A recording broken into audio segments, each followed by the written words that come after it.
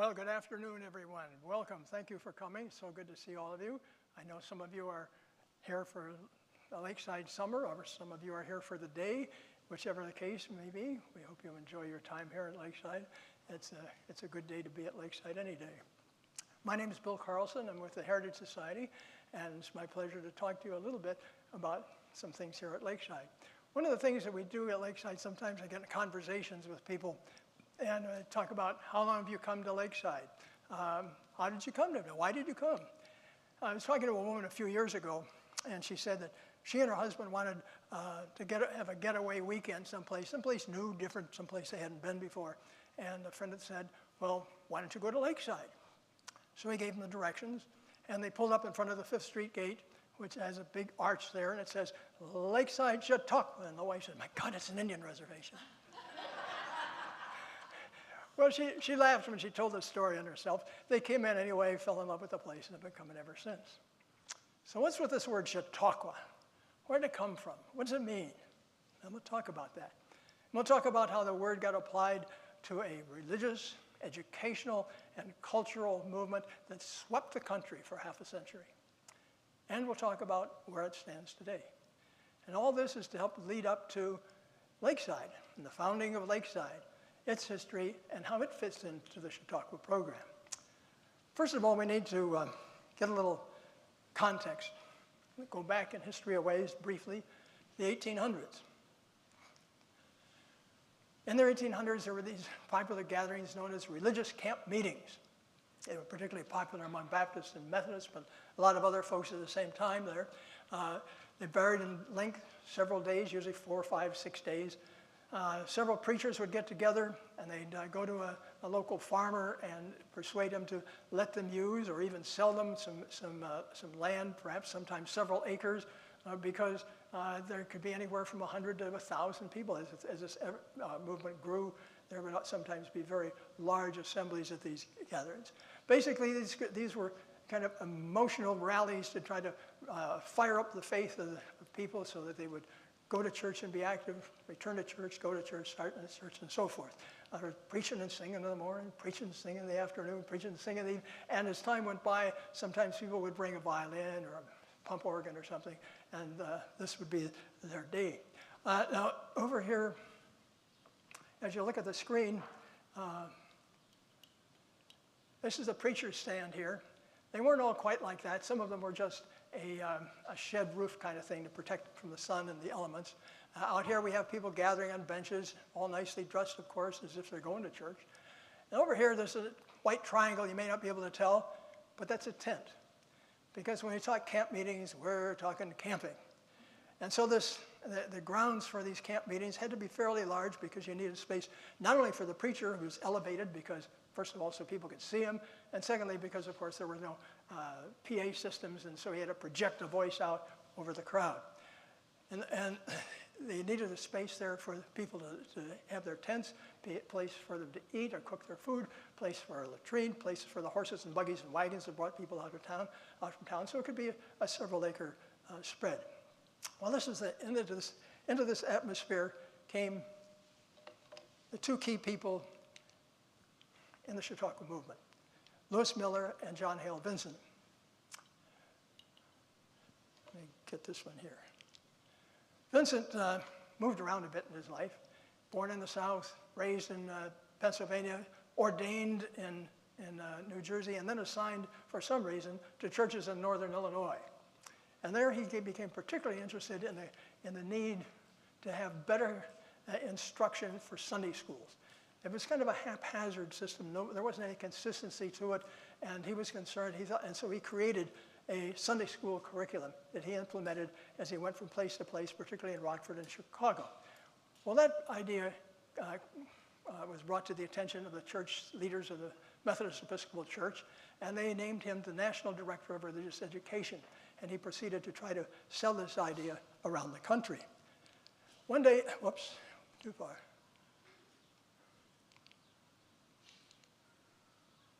I kind of skipped something here about Lewis Miller. There we are, Lewis Miller. He was an Akron businessman and an inventor. He invented an agricultural combine, an advancement in its time, very important since agriculture was the main economic driver in those days. He was then formed a company to manufacture them, made a lot of money, gave generously to the church, but also of his time, and he became a Sunday school superintendent. Well, in the early 1870s, Reverend Vincent was in Akron on a speaking engagement, and he and Miller met. And they recognized that they had a common interest in Sunday schools.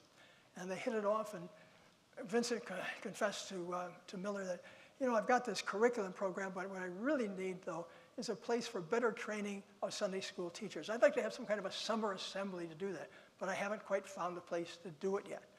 And Miller said, well, I might know a place. He said, I've been involved with a camp meeting location, and he takes them to western New York State, to Lake Chautauqua. And Buffalo is up here in the north there. Erie, Pennsylvania is over here to the left. And we have Lake Chautauqua there. And as you can see, Chautauqua is an Iroquois word meaning two things held together, two bags of grain, two moccasins, or in this case, essentially two lakes with this narrow connection down here. So Miller takes Vincent up to this area right up here. At the time it was called Fairpoint. Today it's known as Chautauqua. And they took a look at it, and Vincent said, yeah, I think this would work. I think this would work. So he sends out invitations all over the country, you know, invites people to come to this summer Sunday school assembly. And so the next year, we have the first Sunday school assembly in 1874. Big crowd, everybody dressed properly and so forth. You and I would look at that and think, well, first time out, that's probably a pretty good turnout. 150 people from 25 states. Vincent wasn't satisfied, disappointed. There should be more. And he thinks, well, maybe if I invite a prominent person to come and speak, maybe then more people will show up. So he sends out a special invitation, and the next year, thousands of people show up, hoping to see and hear the President of the United States, Ulysses S. Grant. This wasn't just a lucky stroke. Turns out that back before the Civil War, Grant was living as a civilian. He'd been in the Army, been in West Point, been in the Army, got out, living as a civilian in Galena, Illinois, northwest corner of the state. And there he attended the local Methodist church, pastored by John Hale Vincent. And they got to be good friends. And then when Grant went off to war, Vincent would stop by from time to time to see how Julia was doing. And so when Vincent made this request to Grant to come, Grant was willing to make the long journey. The invitation had the effect that Vincent was hoping for. It got widespread coverage in the press because presidents didn't go very far out of Washington in those days. So to make the trek from Washington up through Pennsylvania to western New York State to this place that a lot of people didn't know about, you know, and it got a lot of attention. And so the next year, attendance at the Sunday school assembly soared. And the year after that, it soared again. And at that point, Miller and Vincent decide, we've got a good thing here. And they proceeded to buy the site. And so we see over on the left some of the cabins that were built there. And on the right, the first building built specifically for this program. And that was called the Hall of Philosophy. It was an open-sided assembly area with Greek columns and so forth, and it's still there. As they went forward with this Sunday school program, they started looking around for some other things and came upon the next best thing, next big thing of the idea. They decided that just as they were elevating the understanding of one's faith, they really wanted to elevate the quality of life for Americans in general. And they thought the key to this was education.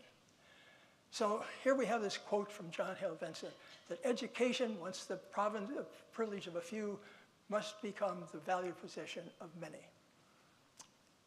In the 1870s, the average adult American had a 6th grade education. If somebody had 8 years of schooling, they were eligible to be a teacher in many places. And of course, those who were educated, those of the privileged, of course, were often quite just the sons who got more education, especially beyond the elementary school level. And so John Hale Vincent created a study-at-home program. And he called it the Chautauqua Literary and Scientific Circle, a very fancy name there. It was going to be a home study program where you could read the books, send in a report to Chautauqua, New York, and let them know that you're studying there. And there would be a 4-year program. Now, when we're in high school or college, we think 4 years and we take several subjects at one time. Under Vincent's program, you take one subject at a time. So the one subject might be literature, but it's American literature, English literature, European literature, and so forth. History, American, world history, and so on. Science, and religion, of course.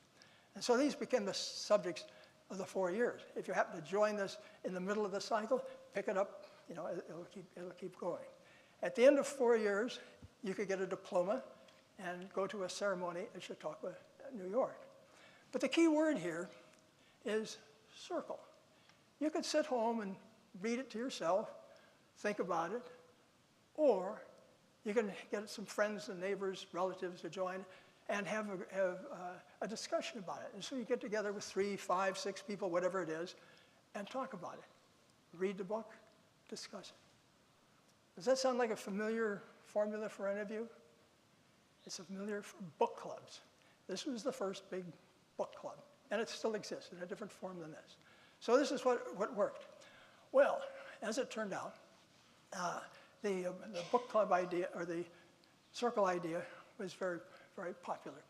These are some of the examples of what the books look like. Vincent got a number of experts to write the books for them, classics, literature, whatever. And he founded a monthly magazine called the Chautauquan, and they have readings, poetry, news from the various groups around the country. There's another example of that. And today they're still active as a book club. But if you can have just these groups of 6 or 7 people, whatever it is, you can have many of them in any town, which is what happened. And so as the word of this spread, by the end of the century, there were 10,000 reading circles around the country. A very important program in terms of not only the education of women, the education of people in general. And it was a forerunner of some of the distance learning programs that we've seen since then. In the early 20th century, correspondence courses were a very popular thing. Time went on, and universities started making branch campuses to take the education opportunities closer to people. And of course, today we have online learning. The professors or teachers' classes can be broadcast through the computer. People can study at home. There are college students who take a lot of their courses strictly online. And so this is the CLSC is active today. Well, while all this was going on around the country and the development of the Chautauqua institution, what was happening here in this part of the world? Well, we are in Ottawa County, as you know, and on the Marblehead Peninsula. And in the early 1800s, there were 4 Methodist congregations in the area, none of them big enough to sustain a preacher on their own. So we had what was popularly known as a circuit rider, common in a number of churches and certainly with the Methodists. And the circuit rider was based in Port Clinton, and so on Sunday morning, he'd preach in Port Clinton, get on his horse or in his buggy, and trot around to the other locations the rest of the day. There was a camp meeting in Catawba that was also something to be cited at that particular time.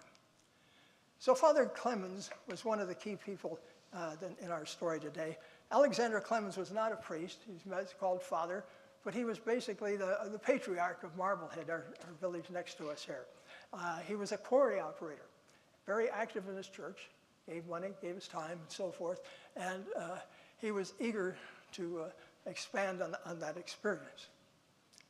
The other key person we have here, he was a kind of guy, person who actually lit the spark that created Lakeside.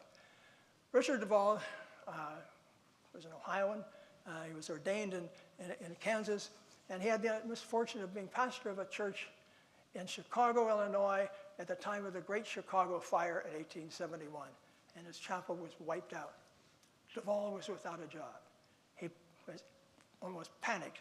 He didn't have a job. He didn't know how he was going to support his family. He starts writing to friends in Ohio and in Kansas, do you know of an opening? And someone wrote back and said, yeah, there's one in Port Clinton. And so he applied, got the job, and showed up in Port Clinton. Now this area at that time, as it is now to a certain extent, was well known for growing fruits and vegetables and so forth. And one of the biggest crops was grapes. Now you can do three things with grapes, right? You can eat them individually, you can make grape juice, or you can make wine. Now, Kelly's Island at the time was one of the biggest wine producers in the country. Most of it was shipped elsewhere, but not all.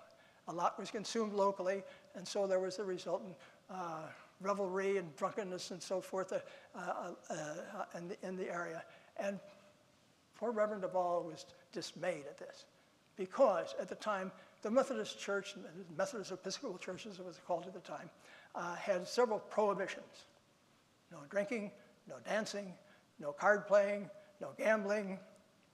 Some would say no fun, so he said, why can't we have some kind of a place where Christians can go in a setting without all this revelry and so forth, and enjoy a summertime together in a good setting for espousing the Christian values. And he talked about it with some of the other people in his congregations. And he found big support with Alexander Clemens, who was about twice his age. And so it was, as Duvall was talking about this, and he assembled a number of his congregants, half a dozen of them or so, and on July 4th, 1872, they did what a lot of people do on July 4th. They went for a picnic. In this case, they were out here on the east end of Marblehead. This is the Marblehead Peninsula for those of you who are visiting. And they went out to this area here to have their picnic. And they talked about their dream of having some kind of a community of resort, if you will, that people would enjoy. And after they were through with their picnic, they started exploring around the north side here. The Lake Erie up here, Sandusky Bay down here. And so he's coming around here, and they came where this red asterisk is, about there. And I said, this is the spot. Now you notice there's a lot of vertical lines here. They were ribbon lots, as they were called, so that all the owners would have access to the water, or most of them anyway. And so that was a key thing. And they see here's a stone quarry over there, a number of quarries around, and of course, been quarrying here for more than a century, still in operation. Oh, this is a book of Methodist Episcopal discipline, and it has all these prohibitions, those thou shalt not. So this is the beginning. Oops, back up here. Here we go. Now, the camp meeting began with the Lakeside Company. Lakeside Company was a for-profit, and they were going to develop the land, the infrastructure, the facilities, and so forth, put this all together. And so initially, they were going to call it the Lakeshore Christian Home, and then somebody came up and changed it to Lakeside, and that's the name that stuck. And they had two of the founders were very important in helping with the land purchase of their own personal funding there. Now, it's important to notice this last item here. The Methodist Church did not found the Lakeside, did not create it, did not support it, did not run it, and it still is true today. So these are the founders, as known. This page here, this is a page in a book that was printed in 1923 on the 50th anniversary of Lakeside. And so we have the four key people there. And the pictures are a little bit misleading because they show most of them at a later point in their lives. When this group first got together, Samuel Gill up in the upper right-hand corner was 27. Barney Jacobs was 29. Over in the lower left, A.C. Payne, who was Gill's uncle, he was about 35, and Duvall was the old man at 42. Of these pair, Duvall, unfortunately, never got to see Lakeside become a reality. The church, in its wisdom, assigned him to another church in northwest Ohio. So they left it to these other fellas. Payne was around for a while before going off to Kansas. Jacobs was here for about 20 years. He even built a two-story building down here at 2nd Street and Walnut, which is still there. He had a general store there. There were some other things that were there over the years. Now there's a women's clothing store and some gift shops and so forth. Still there. Gil was a key guy.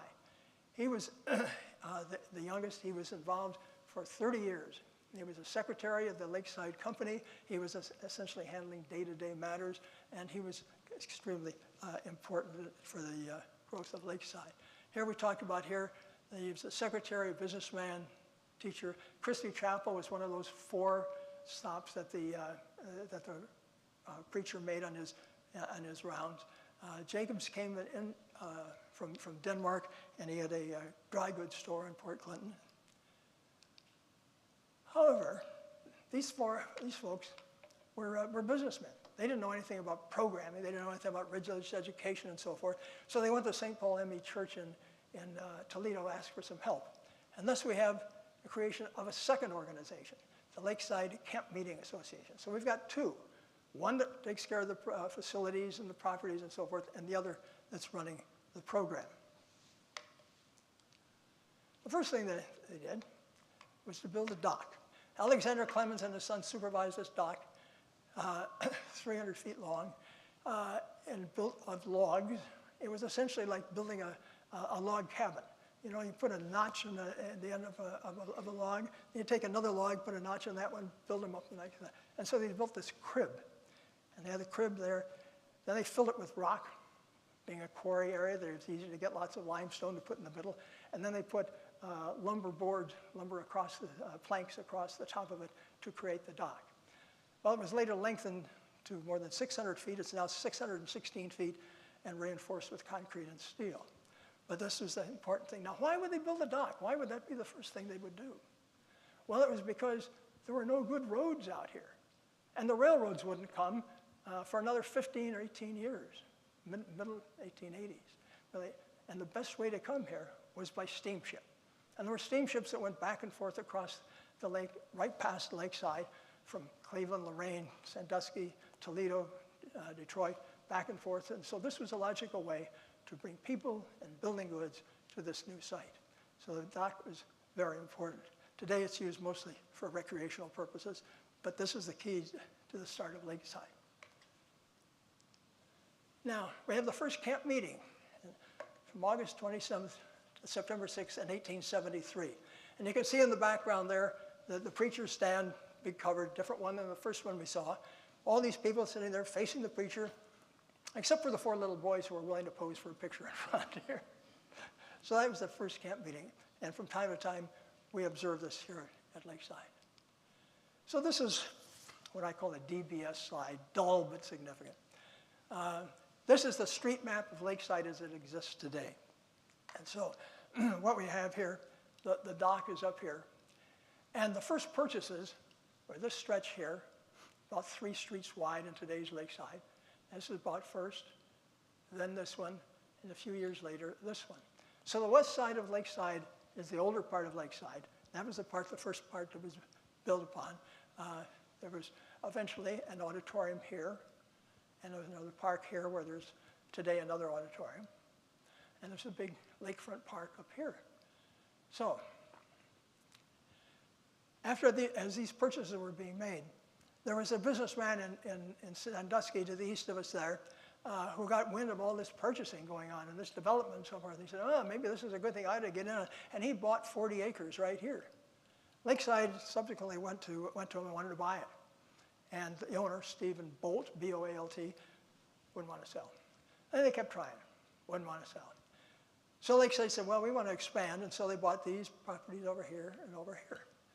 And Bolt refused to let them cross his property. He even put fences up along his property so they wouldn't cross. You had to go up here to the lake or down here beyond the boundary lines to get there. Finally, they agreed on a compromise, and you could cross right there on 3rd Street. So this went on. So finally, in 1888, 15 years after Lakeside was founded, Bolt agrees to sell. Bolt bought the property for $3,500, sold it for $25,800. Very profitable for Mr. Bolt, very expensive for Lakeside. Remember this, we're going to come back to that. So the first thing that, besides the dock, that Lakeside did was to build a chapel. And here's the main party at the beginning of the dedication, and the chapel that still exists today as the Lakeside Historical Museum, run by the Lakeside Heritage Society. It's still there. It has just undergone wonderful renovations of the interior, and it's due to reopen next Wednesday, a week from today. I was in there this morning, and it's a beautiful makeover. And for those of you who are going to be around, it's well worth seeing again, especially compared to the old one. So this was there, and it existed as the chapel and a church for many, many years until other churches were built in the area. The second thing was built was a hotel. This really impressed me because here in 1875, a lot of Lakesiders are in tents or in very humble wooden buildings. And Lakeside's leaders decide they have these big dreams. They're going to build a hotel. There's going to attract people from all over there. A hotel while people are still in tents. So there it is. There's a cupola up here where you could go and look out at the lake. There were balconies across the front and so forth. We see here some docks for people bringing boats, rowboats, sailboats, and so forth. And here's the dock with the planks that I talked about across the way here, and a windmill that helps pump water up to some of the places. This scene here obviously was not taken in '75. This was taken in the 1880s, so those are the first two structures in Lakeside. In 1878, they built an auditorium. An auditorium is essential for all the Chautauquas, some kind of a gathering place, and this was an open-air auditorium that was built in 1878. When they moved from tents, they went to something called board tents, very basic. You got a straw mat on the floor. Somebody decided that they would have women and little children would live on the second floor, and the men and older boys would be on the first floor. So women with their long dresses and so forth got to climb ladders to go up, and ladders come down, but that's what's that. This is a rather bad picture that doesn't look too exciting there. So meanwhile, German Methodists who spoke German, had their own services in German, started coming to Lakeside in the 1870s. They're visiting in 73, 74, and the first German camp meeting in 75. And they had a big tent not far from the dock in what was a park area east of the hotel, and they had about 800 people in it. Had two shortcomings. One, it wasn't big enough, and two, it was near the dock.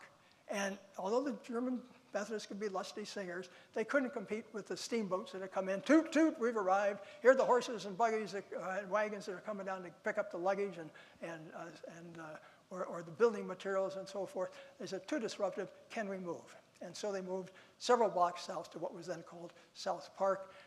And so that was something that Lakeside agreed, we'll pay 2/3 of it, and you can move to South Park. This is a woodcut of the open-sided auditorium that the Germans had. And the Germans used that until 1836, when the German Methodists merged with the main Ohio conferences of the Methodist Church. These are programs from the 1878. I talked about how you can rent tents, you can rent lodging. Talked about how they have a post office, a bookstore, a telegraph office, all these things already in just 3 years. And so for this there.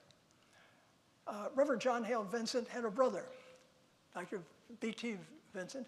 He and his wife came and were here for 17 years, and they were in charge of the programming at Lakeside and very influential and important in maintaining the programming and establishing it and expanding it over the years. Here we come back to the CLSC, the reading circle. This is a graduation class of a reading circle at Lakeside. Now, you notice a couple things there. Obviously, all of them are women. Men were not prohibited, but women were most likely to take advantage of it. You see they have something rolled up in their hands. That's their diploma. And they had just undergone a ceremony there. And you notice in the background, there's an arch. And that's a replica of what they had at Chautauqua in New York. My wife and I happened to be in Chautauqua, New York several years ago when they were having a ceremony for CLSC, for the current book club kind of thing, where they would honor people who had read a certain number of books in the year. We happened to, by coincidence, know someone who had read 100 books on the list since the list was established. But they had a big ceremony on this thing. And they had people all dressed in white. They had flower girls. They had music. They had a guy with a top hat. And he'd lead the people around the grounds and through an arch like that and into the Hall of Philosophy, which we saw a little bit earlier, when the original building that they built at Chautauqua, New York. So this is replicated here, and this is at Lakeside. We have a lot of guest houses that were built in Lakeside in the 1800s. Green Gables became the home of the Lakeside Women's Club, still there at the end of Walnut Street. And the Cooper House was another.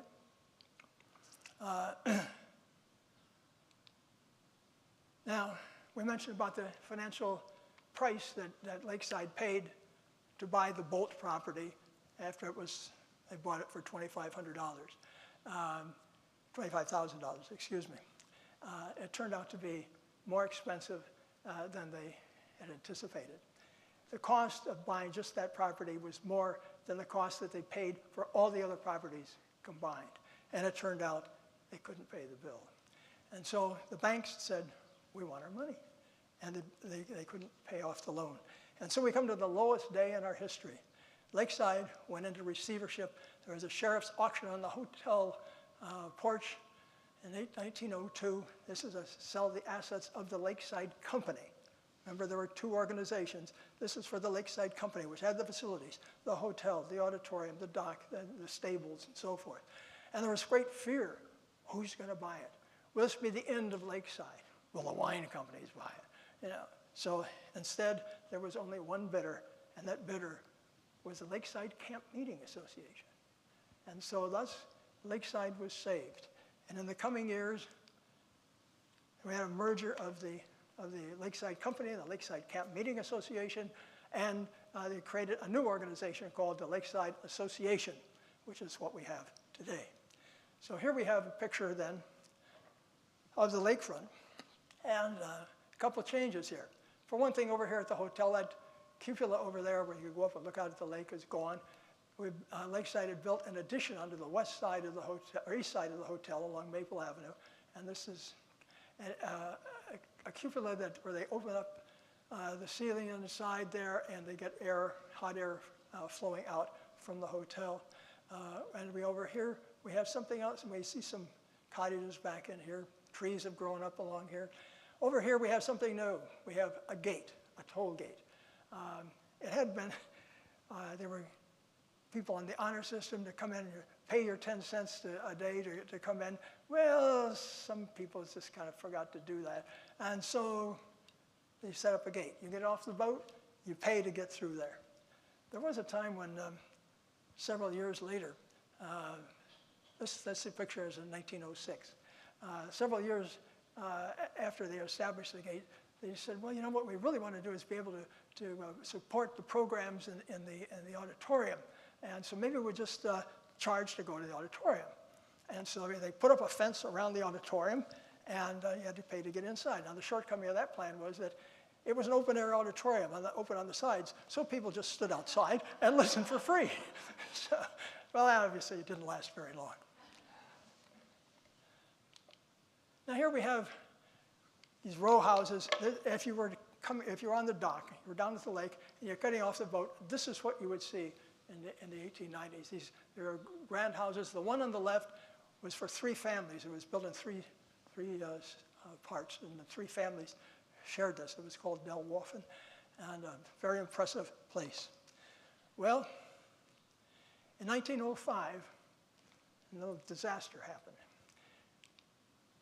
There was an outbreak of fire broke out behind a meat market on 2nd Street, spread to the west of a general store, the east of restaurants. The wind changed and it went north to the lake, wiped out those four houses that you saw. The hotel over there to the left survived. The Green Gables and Women's Club survived, but everything else was wiped out. This did result in the founding of the Lakeside Volunteer Fire Department, which existed for many, many years on the grounds. The current laundromat down on 2nd Street. At one time was a fire station. There was another one that was up here on 163, but then a few years ago, Lakeside and Marblehead merged to form the Danbury Fire Department and much more modern facilities. We have dining tents. 1906, the year after the big fire, a restaurant that had been there was replaced with these dining tents. You don't want to eat in your cottage. You don't want to eat at a tent. You come over here, and at that same spot is where the patio restaurant is across the street right now. And it's hard to see, but over here, we were able to see, magnify that, and it says ice cream. And it's great tradition, practically required if you're here at Lakeside. So, all this is going on at Lakeside and around the country. John Hale Vincent and his associates are out promoting the idea of Chautauquas around the country. And the result is that we have some 300 Chautauqua assemblies around the country by the year 1900. And this is had been a very impressive growth period there for Lakeside and for the Chautauqua movement. Not all the Chautauquas were founded by Methodists. This is from Ocean Park, Maine, founded by Free Will Baptists, now the American Baptist Church. This is south of Portland near Old Orchard Beach, if you're familiar with that area. Beautiful beach, very cold water, even in the summertime. We have a New Piasaw Assembly along the Mississippi, just off the Mississippi River in southern Illinois. They don't really have a lot of frontage on the river. Kind of go back in for a parking lot, and then behind some bluffs, they have cottages back there. This was founded by several Christian groups that got together and said, we would like to have a Chautauqua, and they got that together. And out in Colorado, the one in Boulder, Colorado, was originally a summer program for public school teachers from Texas. And the reason the Texans were there was because it was just too hot in Texas for a summer program, and so they decided they'd go to Boulder. Said, well, come on up here, and they made a good deal. And over time, the Boulder facility became a Chautauqua. Well, we also had tent Chautauquas. They popped up. They were like circus tents, big tents, where they would set up in a community for several days each week. They would have speakers and entertainers and a Chautauqua kind of program. There were certain bureaus that provided all the necessary speakers and facilities and so forth. They can go for a few days or for a few weeks. You can see another picture of the size of the tent. The picture on the middle left is part of a parade that they would have through a town, and that would be typical of a lot of places around the country. Now, we got into the, we saw about the independent Chautauquas, the tent Chautauquas, and so forth. We come into the 20th century, and we have the 1900s, we have the 19-teens, we have the 1920s. The 20s, you know, where everything seemed to be booming in America in the 20s, except the Chautauquas. In the 50 years or so since Chautauqua started, a lot of changes in America. For one thing, there was a growth of public high schools.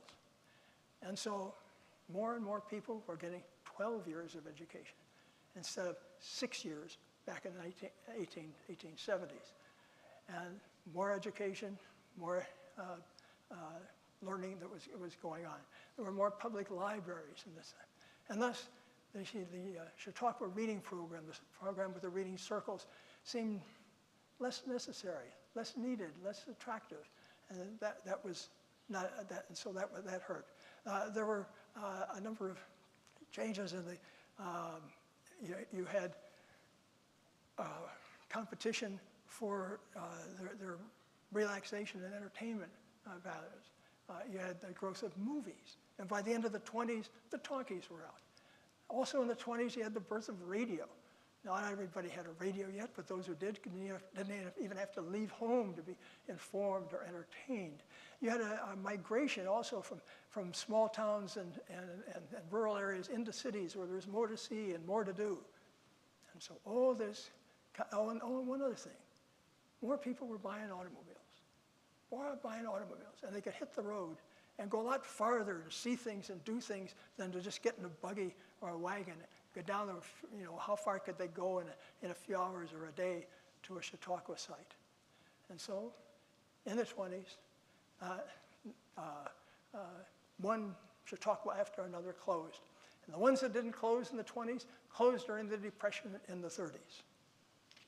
But not Lakeside. Not Lakeside. For Lakeside,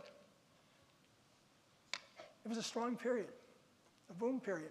4 major facilities built in the 20s in Lakeside.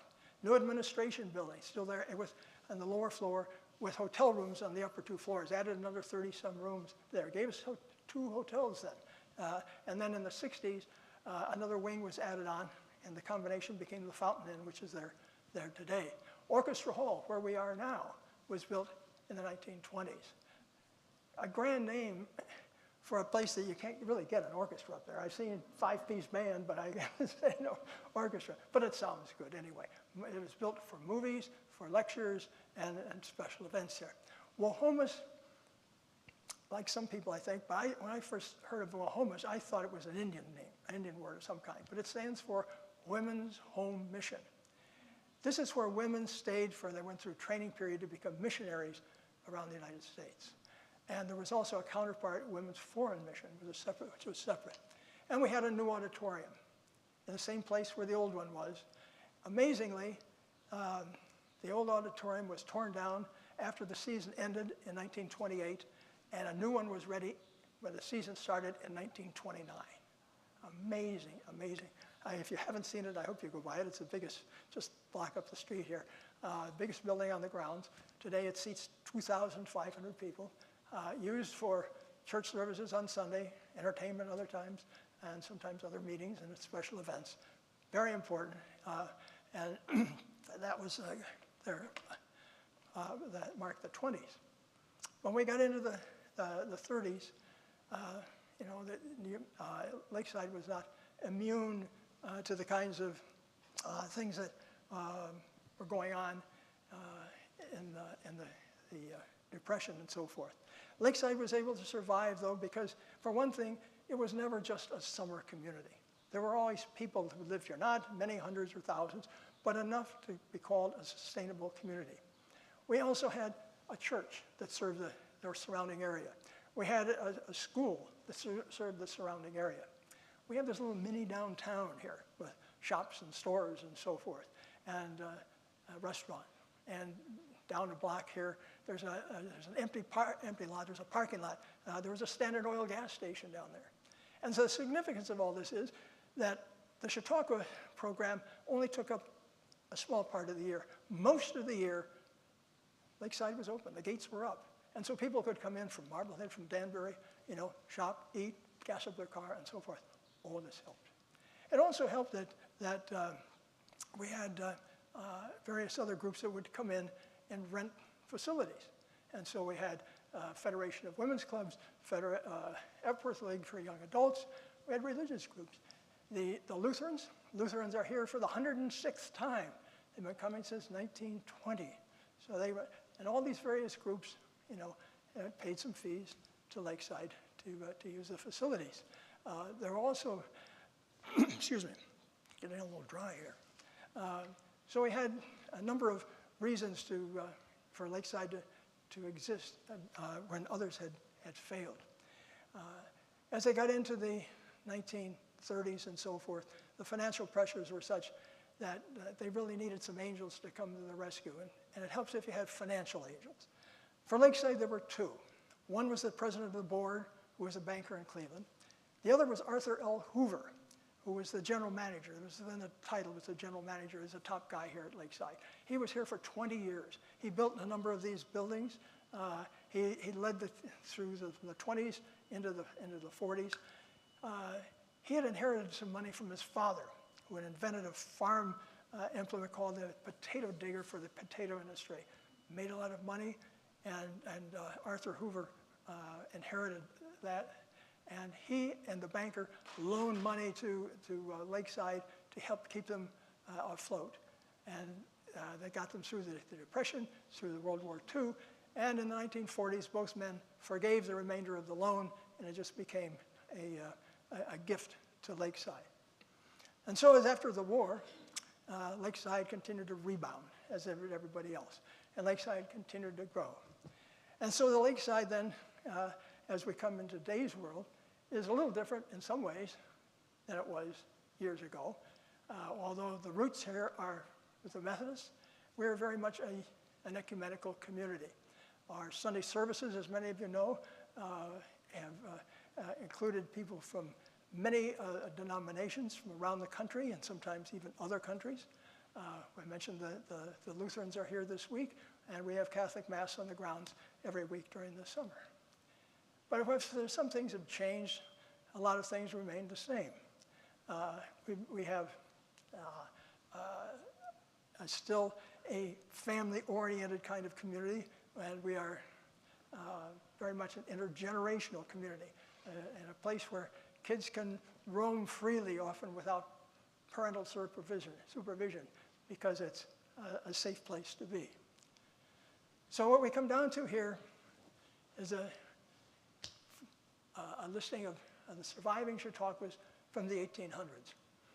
The first one I might point out is not a Chautauqua, but I list it there because it represents the fact that there are still camp meetings in the United States. This happens to be the biggest one. It's right on the ocean in New Jersey, so that was still an important thing to mention. And the rest are Chautauquas. We're listed above Chautauqua Institution just because we were camp meeting first, but of course, Chautauqua is the mother Chautauqua. I've been to all but one of these Chautauquas, plus a number of others, and one of the neat things about them is that many are either on water or in mountains, and all can be enjoyed. Then there are some other Chautauquas that were founded since 1900 and survived. Many did not. In recent decades, there's been a renewed interest in Chautauquas to the extent that there are some new Chautauquas and some revived Chautauquas. And the new ones range from Plains, Georgia, to Muskoka, Ontario, which is a beautiful lake district 2 hours north of Toronto. And there are revived Chautauquas. There's one in Lake Wawasee in Indiana, down to the panhandle of Florida, to Funiac Springs. And so what we can conclude from all this is that the Chautauqua idea, the Chautauqua movement that started a century and a half ago, is still going on. The story continues, and because you all are here at Lakeside, you're part of that story. Thanks so much for listening. I'll be glad to take your questions.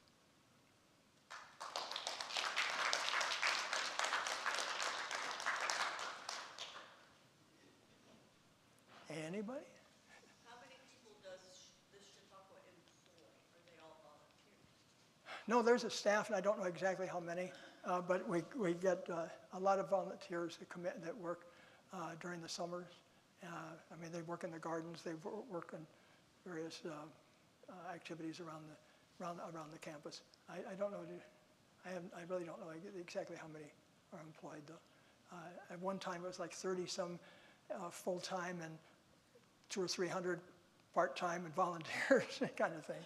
Some of the Chautauquas really rely almost entirely on some of the smaller Chautauquas rely on volunteers, with only 1 or 2 full-time staff people.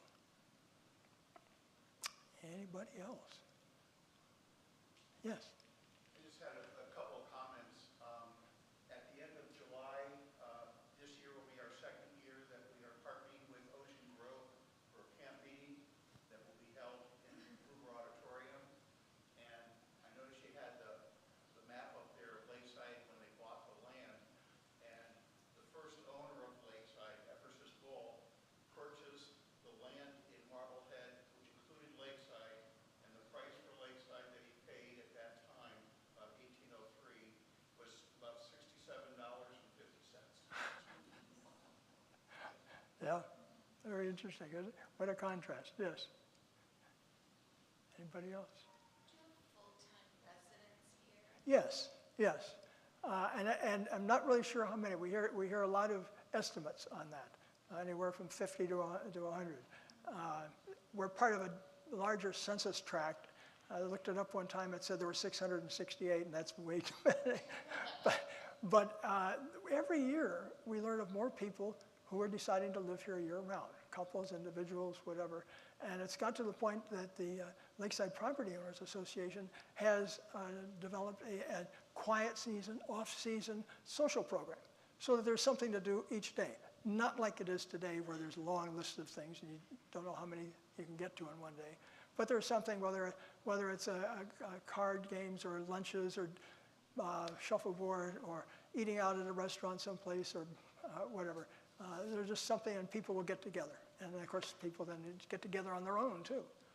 So there are people who live here year-round, just as they have going way back. Yeah. Yes. Do you have the programs after Labor Day, or is it sort of closed down between then and the first of the month?